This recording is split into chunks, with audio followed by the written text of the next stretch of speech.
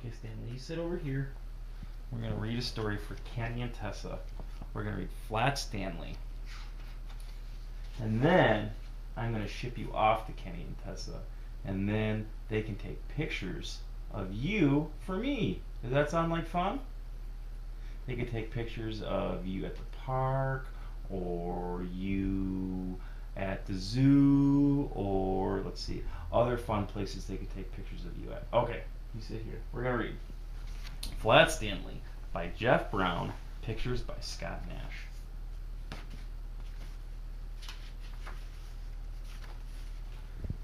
Okay, looking at pictures that Stanley's drawn.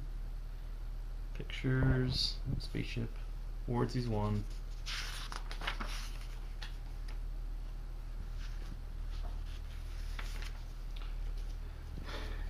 Hey, come and look!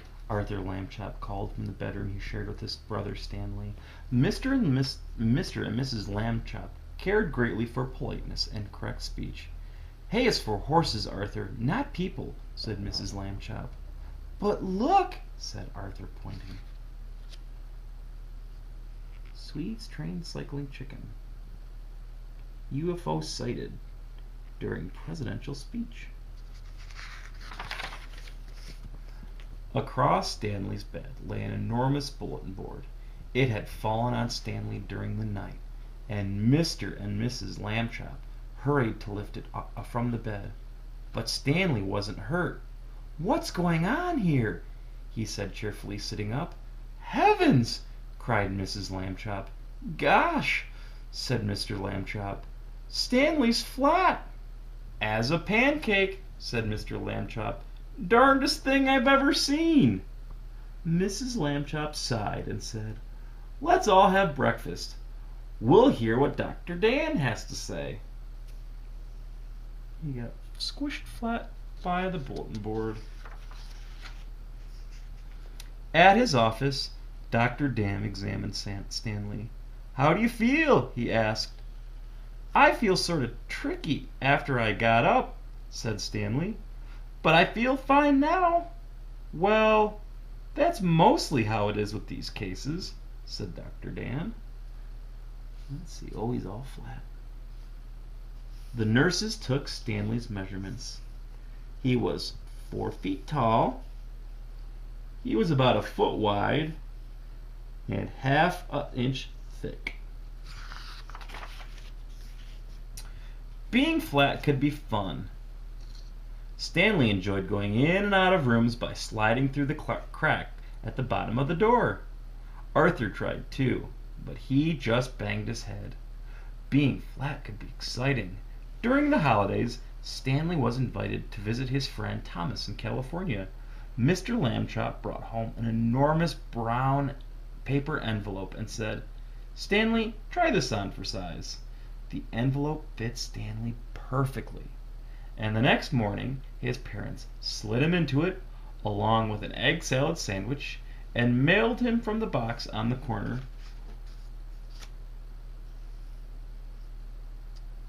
Don't you think the egg salad sandwich would get crushed and leave a stain on the envelope?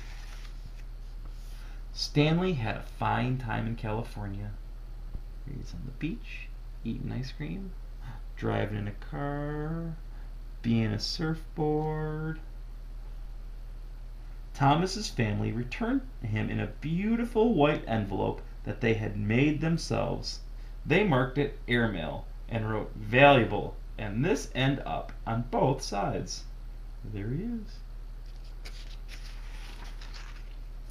In the park one afternoon, Stanley and Arthur watched some boys flying big kites. Someday, Arthur said, I would like to have a big kite. You can fly me, Arthur, Stanley said. Come on. He gave Arthur a spool of string and attached the string to himself. Then he ran across the grass to catch the wind. Up, up, up went Stanley. Arthur let out all the string, and Stanley soared high above the trees. Everyone stood still to watch.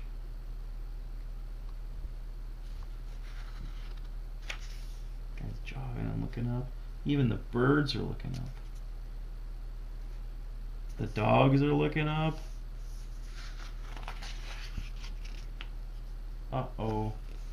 But Arthur got tired of running with an empty spool. Wedging it into the fork of a tree, he went off for a hot dog. He didn't notice when Stanley became tangled in the branches of the tree. Half an hour passed before Arthur heard Stanley's shouts and climbed up to set him free. He's mad.